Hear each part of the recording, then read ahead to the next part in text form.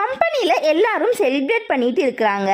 X அவன் wife கையில் award வாங்கினதை நினச்சி ஹாப்பியாக இருக்கிறான். இதை பார்க்க பார்க்க ஹீரோயினுக்கு காதில் புகை வருது கோவத்தில். அப்போ கோவர்க்கர் அவங்கள விடு, இன்னைக்கோட ஸ்டார் நீதான்னு சொல்கிறாங்க.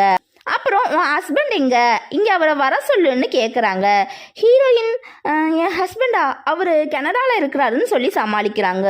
கோவர்க்கர் உன் ஹஸ்பண்ட் வந்ததும் நீ கண்டிப்பாக எங்களுக்கெல்லாம் ஒரு பார்ட்டி கொடுக்கணும்னு கேட்குறாங்க.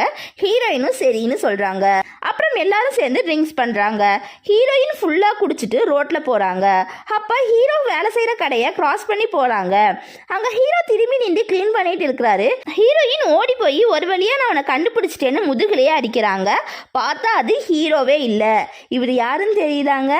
அவரு ஹீரோயினை பார்த்து திரும்பவும் நீயான்னு கேட்குறாரு. ஹீரோயின் ஆமால, இப்போ இந்த கடையில் நீதானே வேலை செய்கிறேன்னு சொல்கிறாங்க. அப்புறம் சாரின்னு சொல்கிறாங்க. அப்படியே ஒரு குட்டி ஃப்ளாஷ்பேக் போகிறாங்க.